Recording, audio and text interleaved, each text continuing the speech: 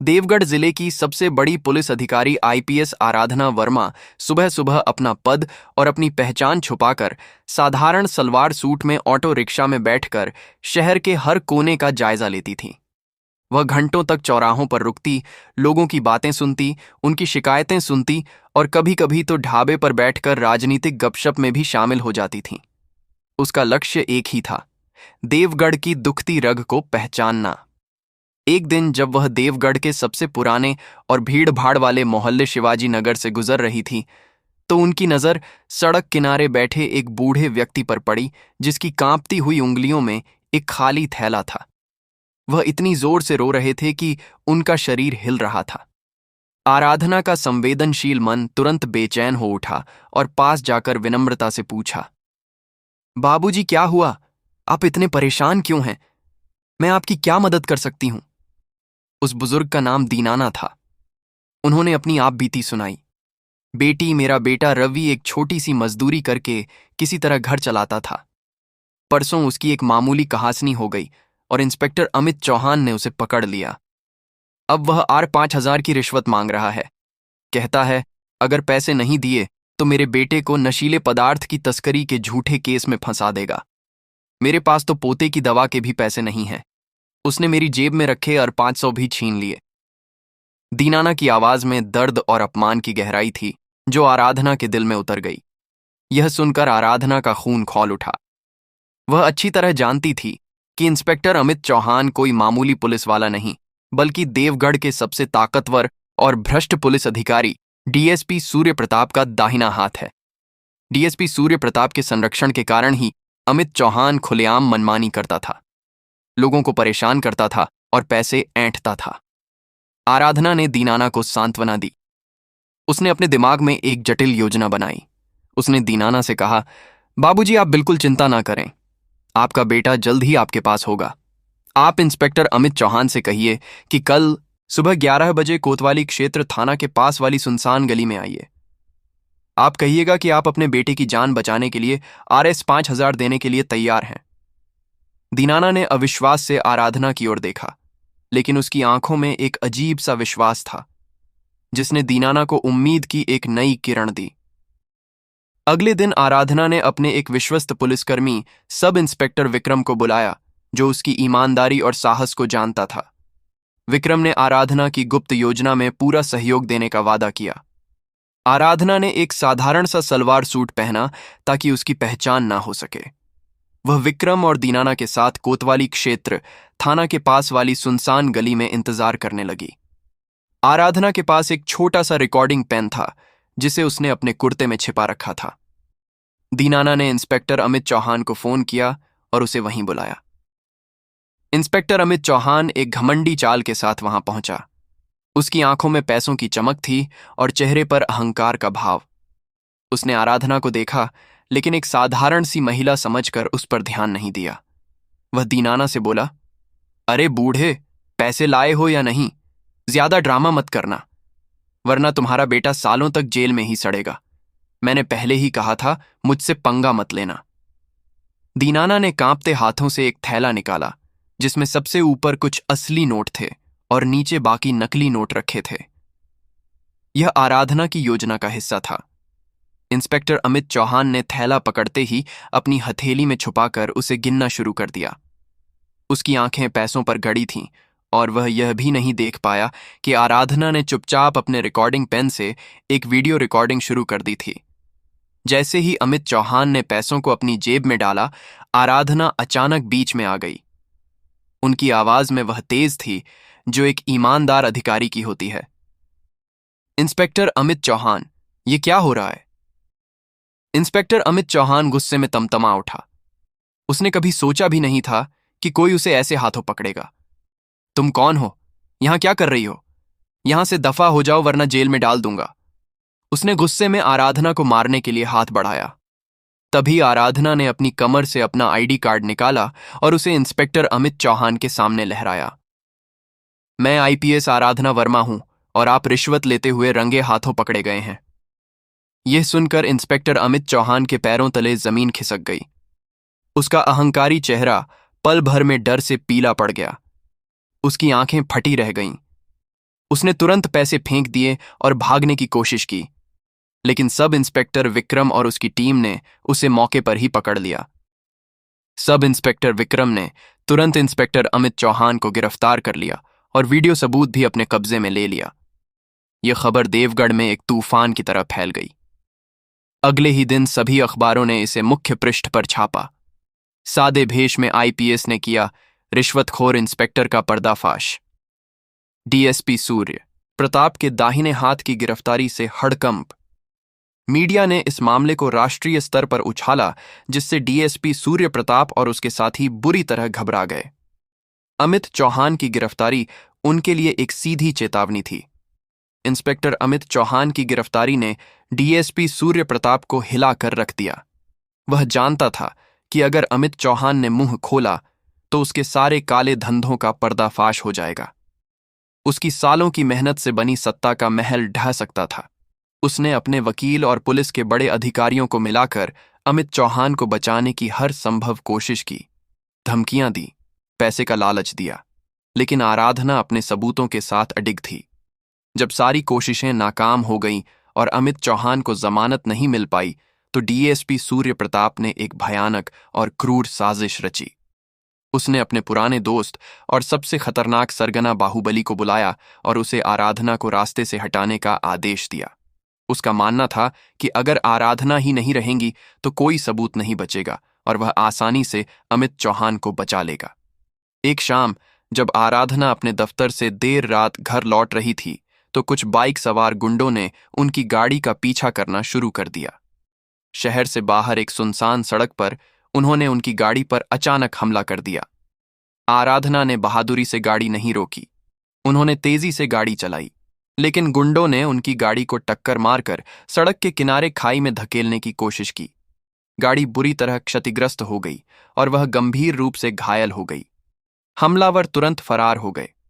उसी रात एक ऑटो रिक्शा चालक मनोज अपनी आखिरी सवारी ढूंढ रहा था। उसने देखा कि आराधना के सिर से खून बह रहा था। उसने बिना एक पल गंवाए आराधना को अपने ऑटो रिक्शा में बिठाया और अस्पताल पहुंचाया। अस्पताल में इलाज हुआ। होश आने के बाद उन्होंने संकल्प लिया कि वह इन गुंडों और उनके पीछे छिपी काली शक्तियों को बेनकाब करके रहेंगी, भले ही इसके लिए उन्हें अपनी जान की बाजी क्यों न लगानी पड़े। वह जानती थी कि डीएसपी सूर्य प्रताप को यह एहसास नहीं होना चाहिए कि वह बच गई हैं। ठीक होने के बाद आराधना ने अपनी पहचान और अपनी उपस्थिति को पूरी तरह गुप्त रखा। उन्होंने कुछ समय के लिए सार्वजनिक जीवन से पूरी तरह दूरी बना ली, जिससे डीएसपी सूर्य प्रताप और उसके गुंडे यह मान बैठे कि उन्होंने अपना लक्ष्य हासिल कर लिया है। इस दौरान आराधना अपनी टीम के कुछ सबसे भरोसेमंद अधिकारियों, जिनमें सब इंस्पेक्टर विक्रम सबसे आगे था, कि साथ मिलकर एक गुप्त ऑपरेशन चला रही थी। वह जानती थी कि इंस्पेक्टर अमित चौहान भले ही जेल में हो, अभी भी डीएसपी के लिए एक बड़ा खतरा है। आराधना ने मनोज और दीनाना को भी अपनी योजना में शामिल किया। मनोज, जो अपने ई रिक्शा से शहर की हर गली नुक्कड़ जानता था, अब आराधना के लिए गुप्त सूचनाएं जुटाने लगा। दीनाना अपने बेटे रवि के साथ मिलकर इंस्पेक्टर अमित चौहान के पुराने मामलों और उससे जुड़े लोगों की जानकारी इकट्ठा करने में मदद करने लगा।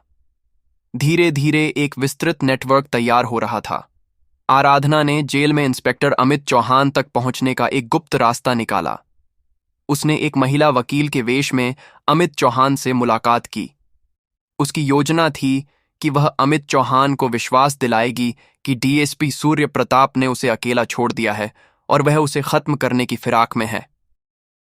शुरुआत में अमित चौहान डरा हुआ और अविश्वासी था, लेकिन आराधना ने उसे डीएसपी सूर्य प्रताप की क्रूरता और उसके द्वारा उसे मरवाने की साजिश के कुछ पुख्ता सबूत दिए।